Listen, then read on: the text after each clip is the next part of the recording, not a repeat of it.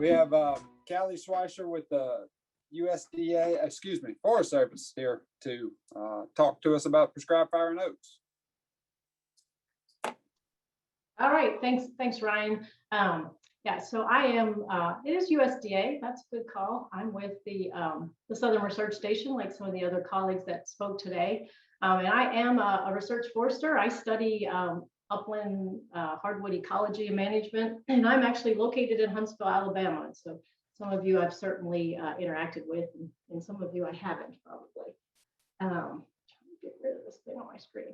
All right, so I'm going to talk to you today about prescribed fire's place in the oak regeneration process. And I certainly appreciate the background that Dr. Alexander gave, as well as Dr. O'Brien, because I think we're all, I think he said, singing from the same hymn book, something similar to that. So in order to talk about fire in hardwoods, I wanted to talk about first about, what's up with our upland hardwood systems. I'm sorry, I've got things on my screen I don't want.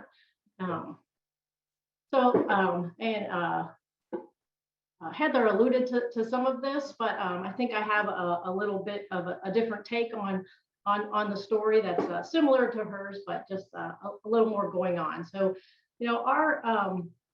our eastern upland hardwood forests have really had an interesting history and status, and most of that has to do with disturbance, and the amount of disturbance in these systems have been greatly altered. And Heather talked about fire, and so did Joe as well, talk about the fire disturbance regime and how that has changed. But I also would argue that we've changed our harvesting disturbance. I think our harvesting was used to be more frequent and also probably more intense in these systems. And that certainly has changed over time. And we've changed things like grazing and browsing. Again, we don't use the woods as much as we used to for grazing and browsing, and even our natural ungulates populations have changed. We, of course, have had the loss of American chestnut. This was a huge disturbance in these systems, and a very odd one at that. In some places, the American chestnut was 1 out of 4 of the dominant tree canopies. Imagine the kind of disturbance that created as 1 out of 4 dominant trees sort of died in place.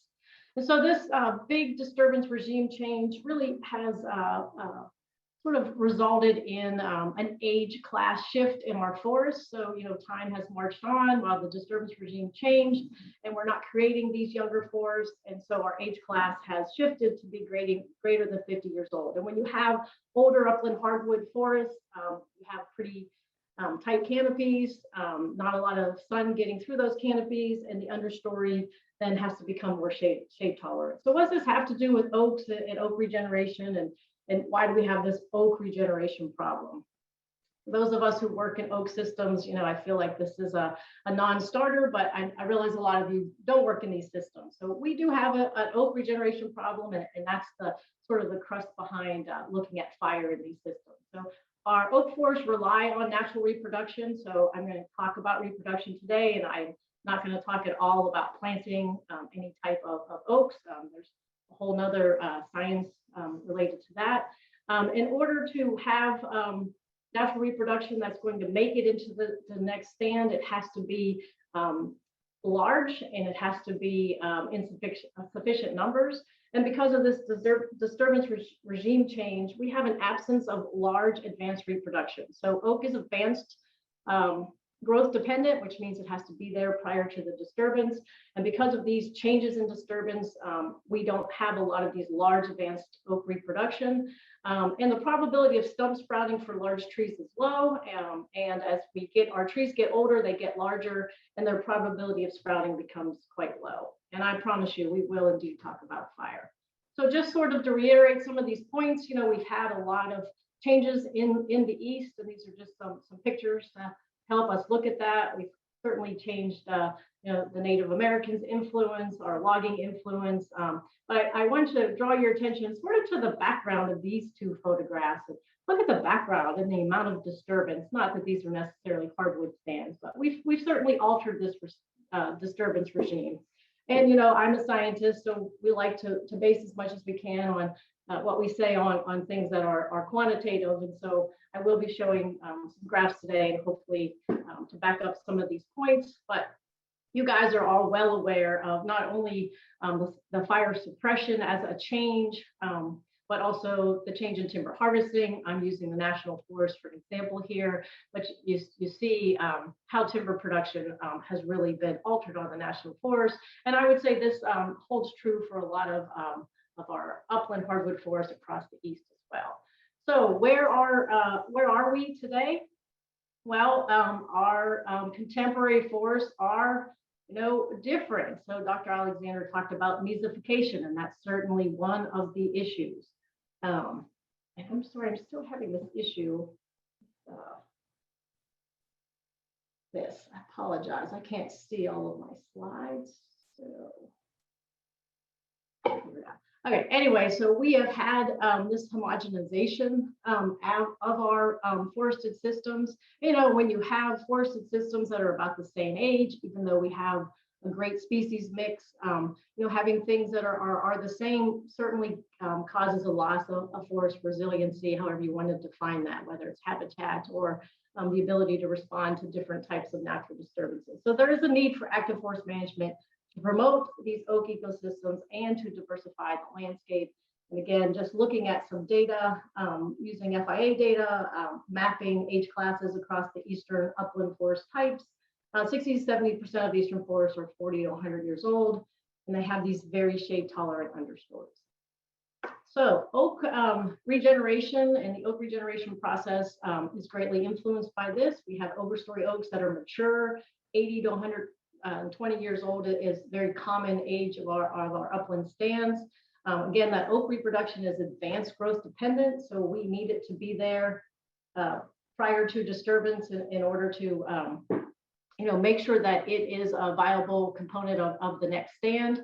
And oak advanced reproduction is absent or small, which means it's not competitive. So we do have advanced reproduction, it's just not in these competitive positions.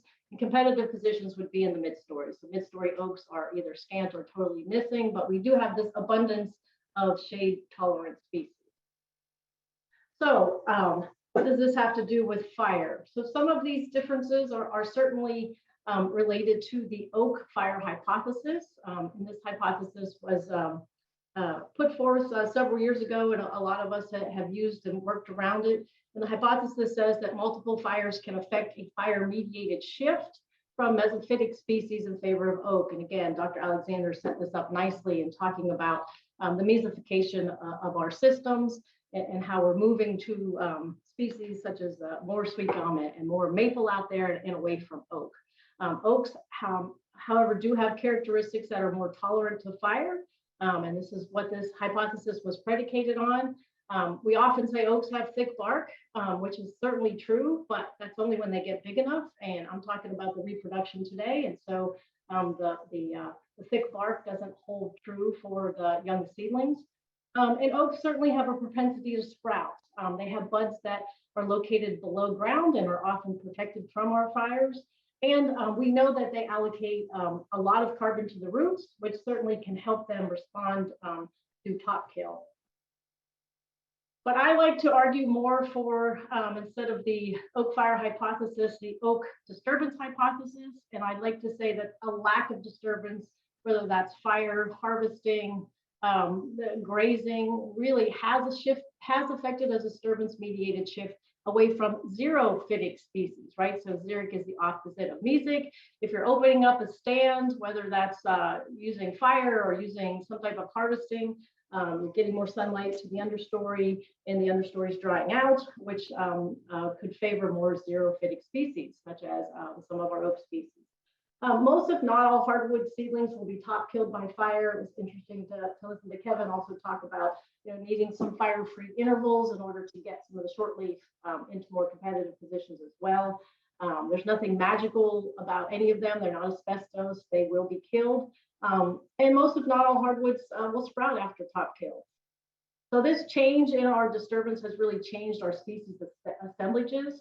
And again, Dr. Alexander really alluded to this more eloquently than I can. And this change in species assemblages has really given us pause as to how our upland hardwood forests are going to respond to disturbance.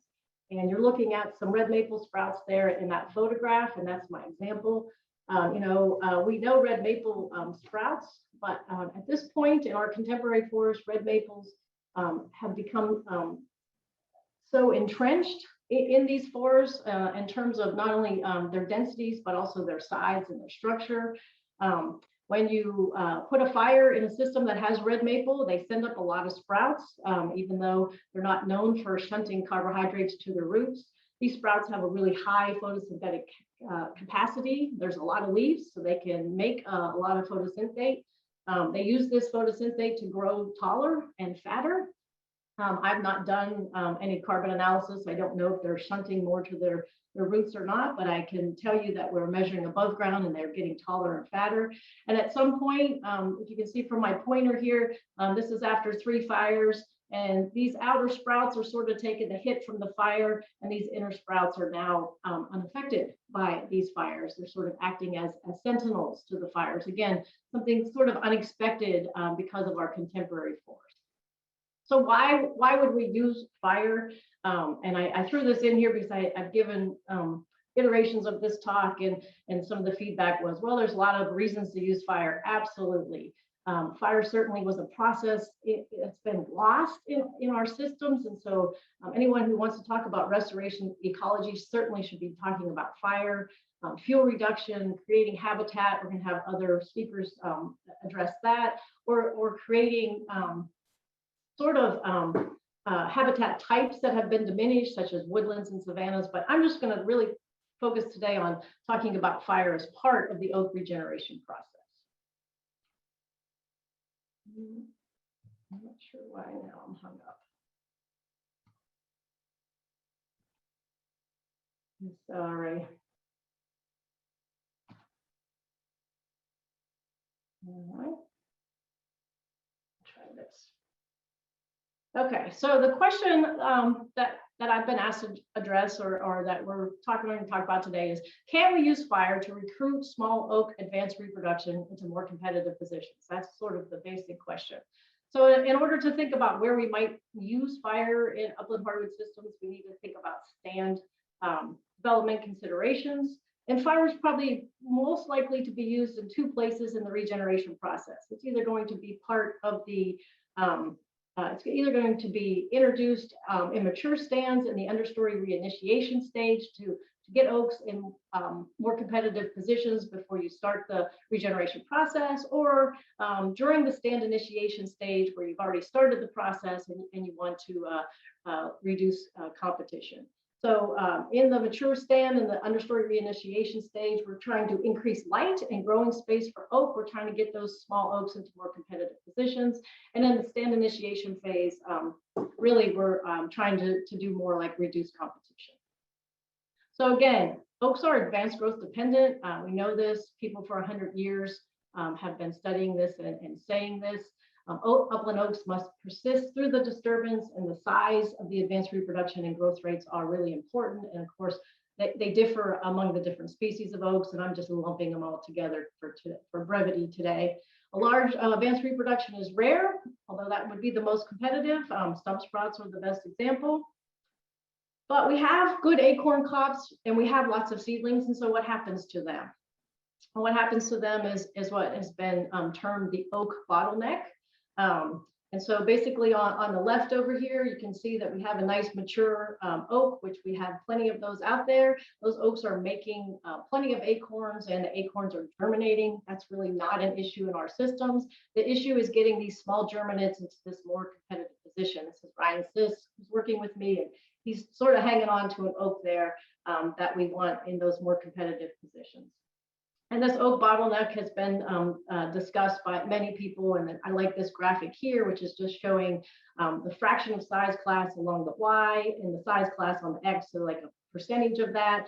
And you can see the small seedlings. We've got the orange oaks there. We've got a lot of parent oaks out here, but the bottleneck is this squeeze here, and maple, but other species also putting the squeeze on. And again, what we want is the largest oak we can possibly get, stump sprouting being the best, but these large oak seedlings are going to be most competitive. And without these large, this large advanced reproduction, our stands tend to shift to other species. New oak germinates cannot outcompete things like the maples, the poplars, the gums, and so forth. So we know that oaks are, I can't see my slide, are can respond to mixed severity disturbances. And so one of the things that we are trying to do is we're trying to create these more open environments in the understory to grow these small oak seedlings into more competitive positions. We were taught, my generation was taught, that 20% of full sunlight under a canopy will favor oak. Oak seedling grows over other species. I think this was probably true 40 years ago, but the physiologists who are looking at responses of oaks in these mesophytic understories are telling us that we need 30 to 50% of full sunlight for good oak seedling growth, or 50 to 100%. But of course, the more you open up the stand to get these small oaks to grow, the more everything else is going to take off as well. So where does fire fit into this, these considerations? We want to increase light and growing space for oak and try not to have everything else take off.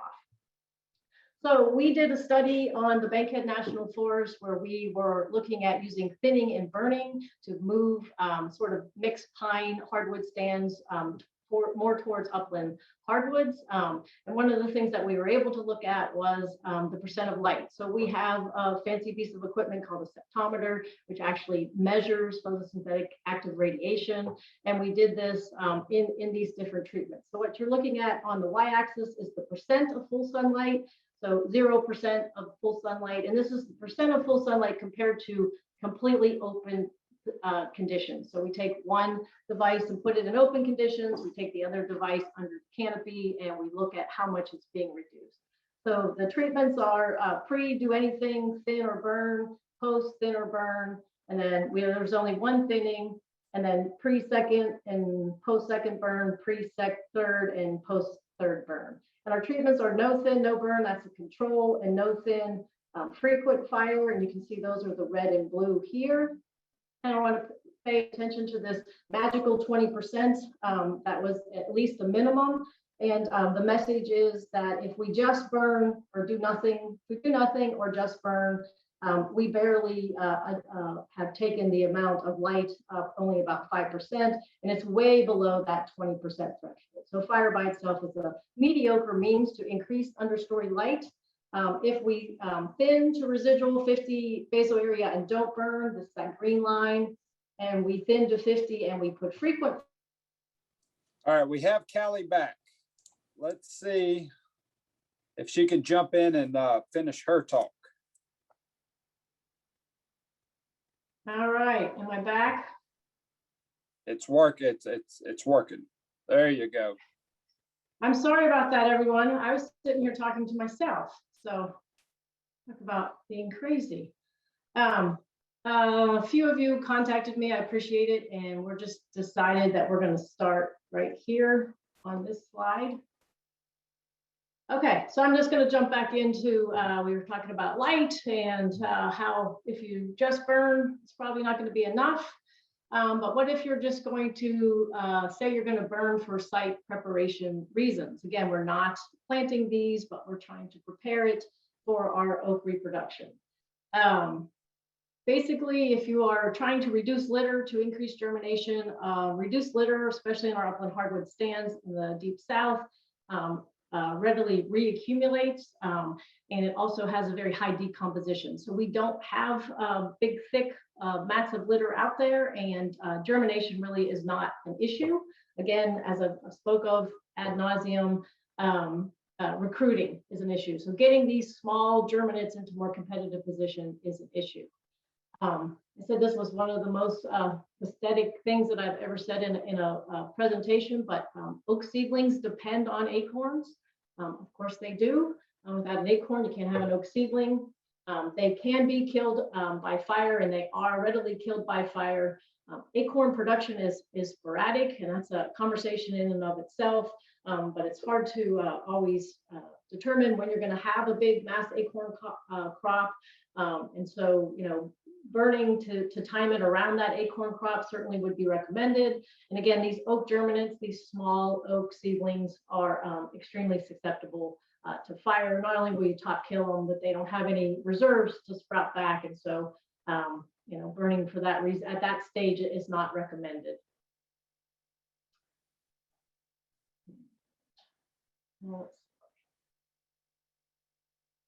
And you can use fire for site prep to decrease the mid-story density. And Dr. Will just talked a little bit about this as well. It takes multiple fires to to get rid of the mid-story. It's not going to happen in one fire, so it's a long-term endeavor.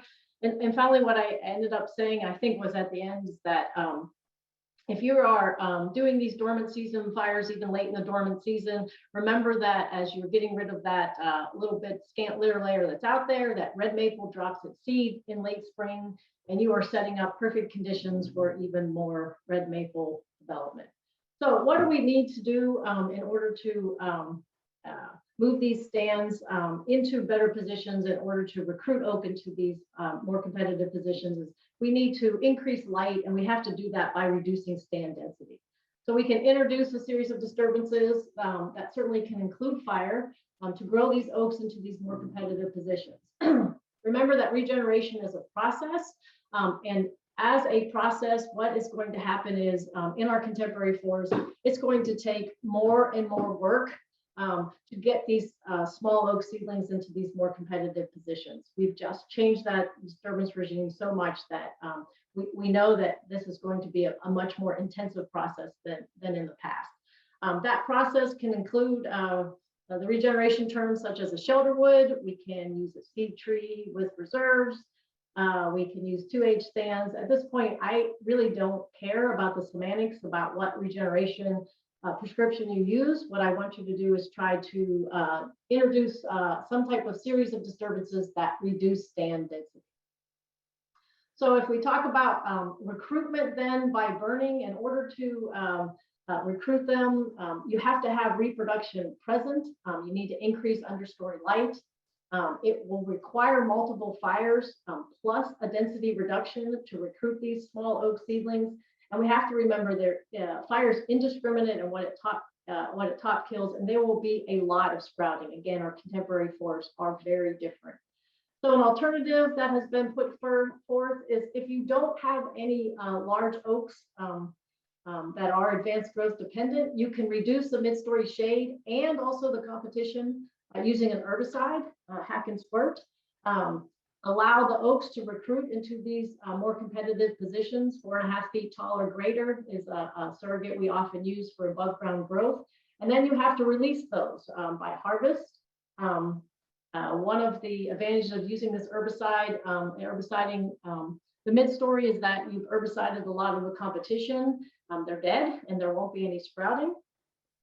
And then whether you want to call it a shelter wood phase 1 or whatever density reduction you're going to do, it has been suggested to reduce the overstory to 45 to 65 basal area, allow the oaks to establish bigger roots, and then start putting fire into that system to control competition. So this work was really, this shelter wood burn prescription was predicated on work done by Patrick Gross when he was a graduate student at Clemson, worked with David Van Leer. You may recognize those names. His work was done in the Virginia Piedmont. He had an upland oak forest in which he declared that adequate oak advanced reproduction existed, and I put a question mark there. In his work, he did not break down the oak by size class. Any oak that was 1 to 10 foot tall was called reproduction. And so as we know, those 1 foot tall germinates are not going to be nearly as competitive as 10 foot tall oaks. But regardless, he said that there was adequate oak. His prescription was to cut it to 57 square feet of residual basal area, wait for 4 years, and then do 1 fire. And as a caveat here, also multiple stems from a rootstock were just counted as 1 in Patrick's study. So what you're looking at along the y-axis are stems per acre. Along the x-axis are the species within each of the treatments, a control, a winter burn done in February, a spring burn done in April, and a summer burn done in August. And I've circled the oaks. So what you can notice right away is that the blue bars are the pre-fire and the orange bars are post-fire. And he had a nice component of advanced oak reproduction out there, again, 1 to 10 feet tall. After the winter burn and the spring burn, he did have more oak. This was 1 year. He did increase the number of oaks. And in that summer burn, there was no difference in the number of oaks. So we had a lot of questions about this, and Patrick as well, as people were moving forward using this Shelterwood fire prescription. And we all soon came to realize that, you know, one fire wasn't going to do it, that we needed multiple fires. But Patrick was curious to see what happened after one fire 10 years later. So he went back and he remeasured this exact same study, which is what you're looking at here. And you can see in the spring, the summer, winter, he still had more oak reproduction post-fire than he did pre-fire. But when he went back and looked at the long-term effects, he also looked at the competition. So he looked at both red maple reproduction and yellow poplar reproduction. And I'm going to skip ahead. This is that same slide. I've just added the competition on top of each other. So on the right, you're looking at both red maple, and then the yellow is the yellow poplar post-fire. And the black bar is just representing 1,000 stems per acre. So you can see both the spring and summer fires, he has more oak above that 1,000 per acre. But you see, if you look at the amount of competition in the spring, still a lot of competition, but not so much with that summer burn after one fire. And again, this 1 to 10 foot is a big range for the competition, and only one sprout was counted. But really, the seminal work on looking at oak reproduction and fire. So my colleague, Tara Kaiser, also was interested in looking at fire then during these growing seasons that sort of showed a little bit of promise in Patrick's work. And she did some work in the Appalachian upland hardwoods, Pisgah National Forest. She's out of Bank Creek, North Carolina. And she just looked at a single burn, again, a dormant season burn in March, a growing season burn in April, and then looked at the reproduction response 3 years post-burn. And what she found was, when she looked at the seedling densities for red maple, red oak, and white oak, that they did not differ between burn season. So there wasn't an advantage or disadvantage to those burn seasons, but red maple did have a height advantage. So what you're looking at on the top is the height of red oak. On the bottom is the height of red maple, the major competitor. The black bars control. The next bar is the growing season burn, and the third bar is the dormant season. Again, this is height in centimeters. And I put a yellow line at the 25 centimeter mark to show that the oaks, especially the ones that were burned, are now below that 25 centimeter. And the red maple is at or nearly at, if you look at the variation at that. So red maple at this point does have a height advantage. So this led us to thinking a lot about, you know, when should you burn? You certainly can burn after some initial Shelterwood harvest. You can wait a few years to allow oaks to allocate carbons to roots. I did mention to you this was going to be intense. Or you can do what is more based in reality, is you can burn when you can get the burn in. And I know other speakers have alluded to you know, when we burn and how we can burn. But burning in these systems in our burn windows and the number of days that we are in prescription seems to get smaller and smaller. And so I would like us to think about burning in these systems to first assess the stocking of your oaks. What do you have out there? What kind of competition do you have? And what would fire buy you in these systems? And what we're all trying to come up with is basically a timing of the fire. And timing the fire so that you are putting a fire in there when your competitors are starting to burst bud, but your oaks are still dormant. So as we know, red maple does bud out slightly before the oaks. And if you can time the fire at this stage, we think that would be probably the best prescription for getting rid of the competition and then also recruiting those oaks. So we have a very long-term study on the Cumberland Plateau and the Bankhead National Forest, where we are looking at different variations of thinning and burning. All of the fires are being done in the dormant season. There was only one thinning done, and then we're burning these stands over time. And this is just showing you some of the burn schedule. It's ongoing, and a shout out to my colleagues there. This is an incredible study. So what I'm going to show are just some of the results from this study in particular. As I said, we know we'd like to get oak in and maintain oak in these stands. We know we can use thinning and fire to do that. So this treatment in particular was a heavy thin. We had a residual basal area of 50 square feet. And then we burn it every 3 years in the dormant season. So most of these burns are done in February or March. And so what you're looking at is just some of the vegetation response, especially for oak and red maple. So either clumps per acre or sprouts per acre. And I put this in here. This is along the y-axis, and the x-axis is all species, and then oak and red maple. Clumps are just a vegetative piece of vegetation structure that has more than one stem coming out of it. And what we have noticed is that as we've put these fires through the system, you always have multiple stemmed seedlings out there and saplings, but we have increased that greatly. And the number of sprouts on any of those clumps has gone almost astronomical.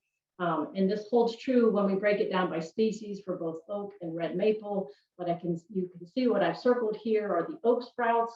We have increased the number of oak sprouts over 2,000 per acre, which is incredible. But you see that incredible increase in the red maple as well.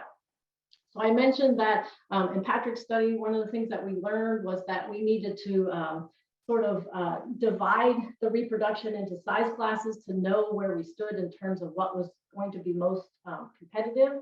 So this graph is looking at that reproduction in these size classes. Clumps are still on here. The y-axis is the change in the number per acre, and the x-axis are sprout height classes. So these the less than 1 footers are probably the more of the new germinates that we're not so interested in. We're interested in these larger size class. And if we just looked at what was circled here, we'd say, well, we might be losing some of these, but we are certainly recruiting oaks that could be 2 feet tall, up to 400 per acre. It's sort of exciting there until you look at the end of this graph, where you see that we have lost oak from this larger size class, but we have greatly recruited the red maple in that size class. And if we look at the absolute numbers, this is actually the number per acre after these 3 fires. Yes, we have a lot of oak in this size class, and we do have in actual numbers. We are starting to recruit oak in these larger size class. Again, most of these are sprouts, but the red maple increase has just been phenomenal. So we do have these limited burn windows. Again, I'm grateful to my partners to get these fires in when they can get them in. Although we are now realizing that timing may be the answer. So we're going to ask maybe for even more constraints. We can hit the understory with the hottest fire allowable and still in prescription when the undesirables are budding out. We make it sound very easy, but as you've learned today and through your careers, there's just really this pluralism of prescribed fire, and it is greatly influenced by seasonality, intensity, thinning, site conditions, the history of the stand, and so forth. It's very difficult to just give a straightforward prescription. So basically, there's no magic pixie dust to fire. What we know in terms of the oak regeneration process is that we need to do some type of iterative disturbances in these stands to move these small oaks into more competitive positions. I don't care what you call them. You can call them shelter woods, you can call them thinnings, but you need to reduce the stand density. Our stands are way too dense for the oak to be competitive. And then at some point, you need to get rid of the overstory to really grow those oaks into those canopy positions. When to use fire or other treatments? Do you do it before the harvest or the after the harvest? That's really going to depend on an individual site. So if your stand is at the end of the oak regeneration process and you have adequate size and numbers of oak, but you have a lot of competition, we believe if you hit that stand with a hot spring fire when the mesophytes are leafed out and the oaks are still dormant, that you will get the best bang for your buck. The challenge is that you will probably still need multiple fires, especially in these stands that have been undergoing this musification process and that have had this highly altered disturbance regime. So, what are the challenges to your oak regeneration? This is sort of a busy slide, and this was given to me by Tara Kaiser, but I like the way that sort of just summed things up. What's the status of your stand structure and your light availability? What's the status of your current pool of oak? What's the status of the new oak mass? Young germinants, you're going to kill them. That will make a decision whether you're going to thin and burn, or just burn. And then how and when should fire be used? You know, are you trying to decrease oak competitors and increase understory light? What are the species sizes? What's the resprouting ability? What's the fire sensitivity of the competitors? And if you're trying to improve oak seedling establishment and development, you know, what are the species size of oak regeneration, and will it be able to sprout and outcompete whatever else is up there? And finally, at some point, when should your prescribed fire be stopped? Again, you're going to ask the same questions. What's the stand status? What's the status of your pool of reproduction? And what's the status of the competitor species? In order to recruit your larger oak into the overstory, at some point, you're going to have to pull fire out of these systems. So I just have a few other quick slides, and I appreciated Dr. Will also alluding to this. We're getting more and more questions about the impact that prescribed fire is having on the residual trees under these different treatments. And so I call this the forest products challenge, and why we think still considering timber is important. And if you drive around, you got to delineate some distance from your house with any driving within any 15 miles of your house, count the number of times that you see some type of forest product being transferred, and FedEx trucks with all their boxes inside count as well. And I think it's just a heightened awareness of how big forest products are impacting, and what a big part they are of our economy. So we have done some work, as have others, looking at prescribed fire and tree mortality, as well as fire damage on not only the effects of oak timber, but also on its value. I just want to review a few of those quickly. So this was a paper on the dynamics of prescribed fire. Basically, the overstory mortality from our prescribed fires, which are done in the dormant season, which are not that intense, is pretty low.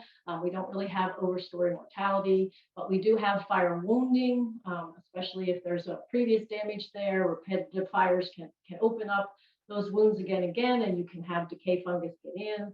Some trees do compartmentalize this, and honestly, wood buyers are well aware of this. And so if they see some outer evidence of fire on a tree, they may be thinking that there could be multiple fires, and that it's got a lot of degrade on the inside. As I mentioned, acorn mortality is really high with fire, and young seedlings are also at a risk to fire mortality. They will sprout back, and if you have multiple fires, you can sort of get them caught in this seedling trap, and you need to think about pulling fire off at some point. There's a few slides on fire and timber volume and grade.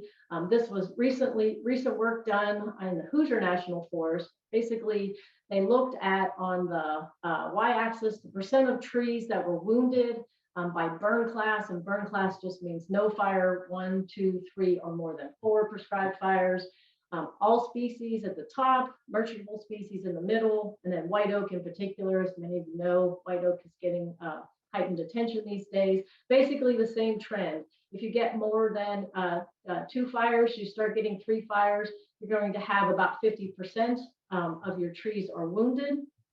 And when they looked at stand volume loss, so that same study, relative volume loss, by burn class, all species, merchantable white oak, and then also the volume loss from the bottom 16-foot log, you can see the same trend. When you get 3 or more fires in there, you start to get some relative volume loss. After 3 fires, it's about 2 or 3%. You get 4 fires, you're getting a higher percentage. One of the best papers I've seen done on the short term, both value and volume loss, was done by Joe Marshall and his colleagues. This was his master's work out of the University of Missouri. And he looked at fire-scarred oaks that were greater than 11 inches in diameter. He examined these trees 10 to 14 years after scarring, and he actually measured the amount of scarring and then followed the trees all the way through the milling process. And his take home was that there was about a 2.5% volume loss, so similar to the Hoosier study, and there was a 9% value loss. So he came up with this very interesting graphic on the bottom here, the percent value lost from the red oak butt log. He based it on scar height. And so scar height in inches, if you have up to about a 20-inch scar height, you're going to lose about 10%. If your scar height's 50 inches, you're going to start losing about 20% of your value. So the loss is due to lumber grade change and not volume loss. And those of us who are working in North Alabama and in parts of Tennessee realize that some of the log buyers are very remiss to take logs that have fire scars on their butts. And we've even seen people cutting off pieces of the butt log in the woods, so they are not hauling those to the buyers. So real quick, and I appreciate everybody's patience with my internets, I guess. Fire is a process. It's not a tool, but it's part of what we can use. We're trying real hard to use it as a tool, but it's really a process, which makes it extremely complicated. Don't burn because you have to. Fires should not drive your silviculture decisions. It should help you, and there's lots of other things to consider. But our contemporary forests are very different, in the way that they're going to react is going to be quite different than they did even 40 years ago. Again, there's this pluralism of fire, timing, frequency, intensity, and so forth. And all of those things are giving us these mixed outcomes with our oak reproduction. And part of that pluralism also includes site drivers like landscape, whether the sites are mesic or xeric, what kind of prior disturbance, what kind of current status you have, just all kinds of things make it very complex. Future timber quality is an issue. There's a lot of talk now and more interest in char, which I don't know a lot about, but we're getting a lot of questions about char as well. And again, there are lots of other reasons to burn besides oak recruitment, and other people have spoken about these, and those are all really important. In particular, that this is a process that needs to be restored to our systems. We just have to be careful in how we go about it. So thank you for your patience.